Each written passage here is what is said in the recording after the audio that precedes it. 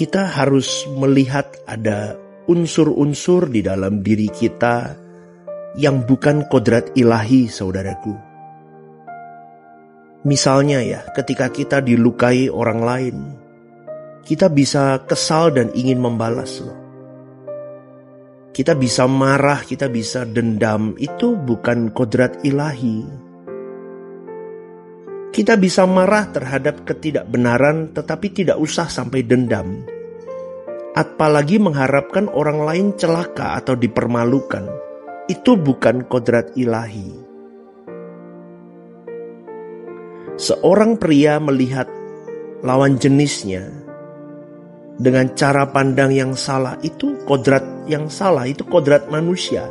Harus dengan cara pandang yang benar.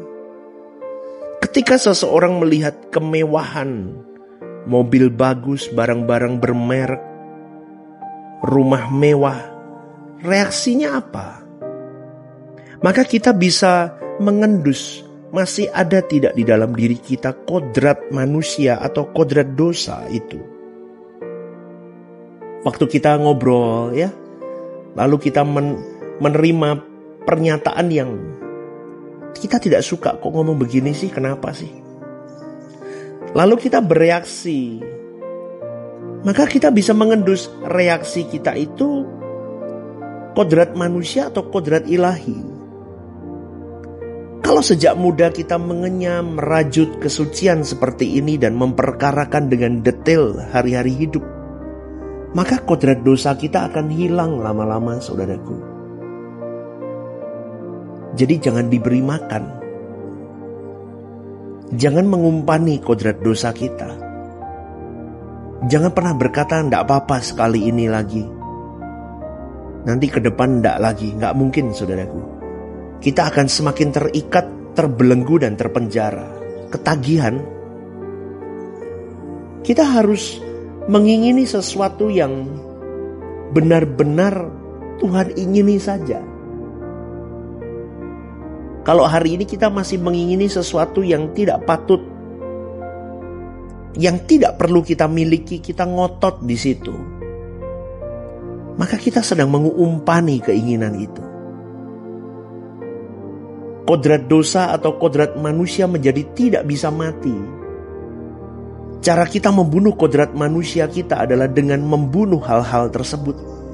Kita harus benar-benar mengerti bahwa hidup yang sesungguhnya itu bukan sekarang tapi nanti. Jadi tidak heran kalau Tuhan Yesus berkata, kumpulkan harta di surga bukan di bumi.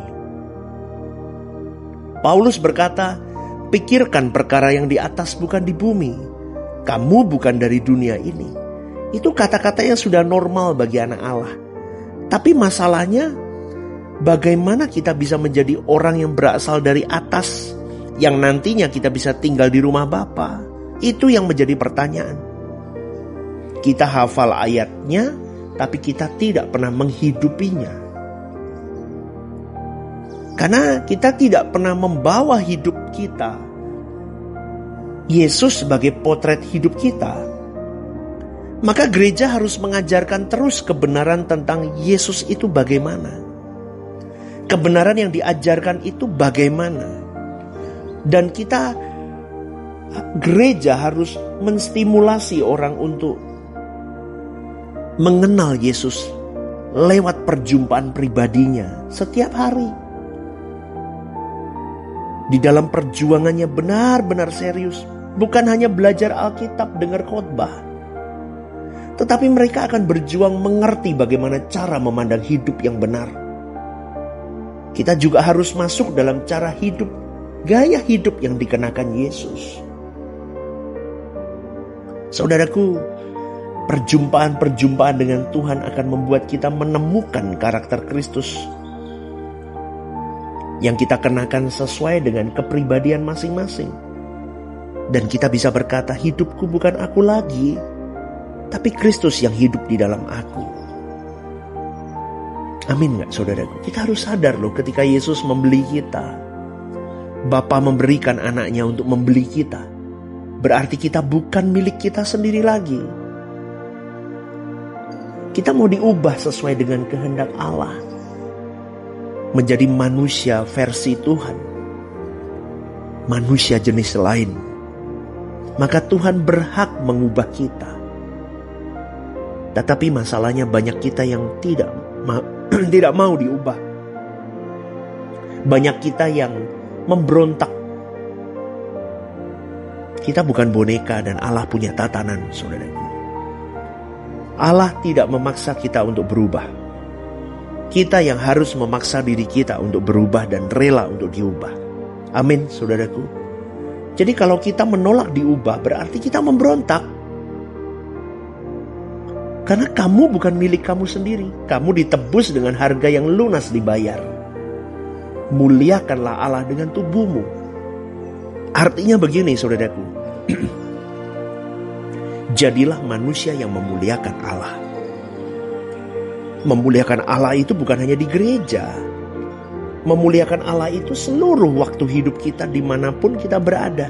Kita tidak akan pernah bisa merindukan Tuhan tanpa merindukan karakter Tuhan ada dalam hidup kita.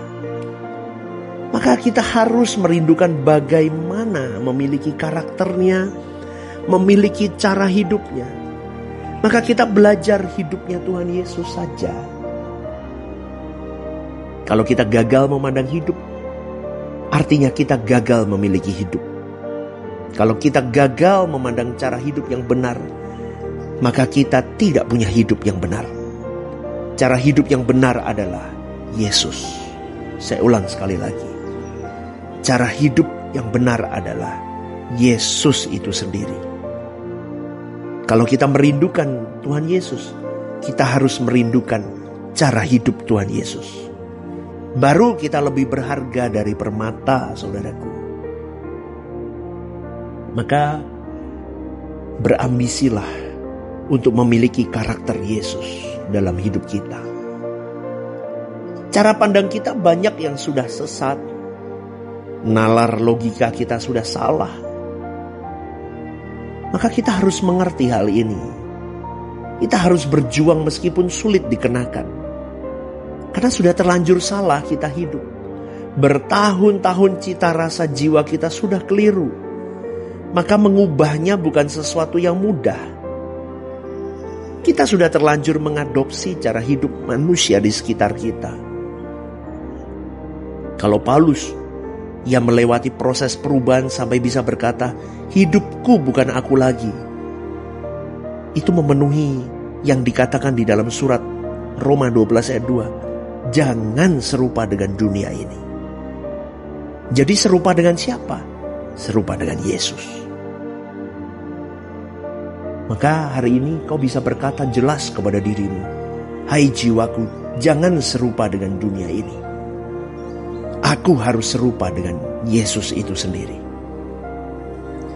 Firman Tuhan berkata, kamu hidup di bumi tetapi tidak hidup dengan cara hidup orang yang hidup di bumi. Engkau sudah pindahkan hatimu di surga. Maka gereja harus memiliki kebenaran yang diajarkan dan kehidupan yang menjadi teladan. Setan tahu loh ada kebenaran. Tetapi teladan itu tidak boleh ada, kata setan. Maka setan akan berusaha merusak hati manusia, merusak karakter manusia, merusak karakter pemimpin, merusak karakter-karakter orang-orang yang memang mau sungguh-sungguh hidup dalam Kristus. Sakit hati, miskomunikasi, salah paham, itu akan dihajar kepada orang-orang yang mau berubah. Setan lihai, saudaraku. Dia akan tebarkan sakit hati, fitnah, gosip. Terus dia akan tebarkan. Sampai orang itu punya karakter yang rusak sehingga tidak menemukan karakter Yesus dalam hidup mereka. Dan ujungnya adalah kebinasaan. Jadi sekarang kita hanya berurusan hanya untuk Tuhan. Kita hanya berurusan dengan Tuhan. Jangan berurusan dengan manusia, saudaraku. Jangan berurusan dengan yang lain. kita hanya berurusan kepada Tuhan saja, maka hidupmu dan hidupku akan dijagai oleh Tuhan. Berjuang ya saudaraku, temukan karakter Yesus dalam hidupmu. Maka Tuhan akan sangat senang dengan apa yang kita perjuangkan dalam hari-hari hidup. Selamat pagi saudaraku, Tuhan memberkati. God bless you.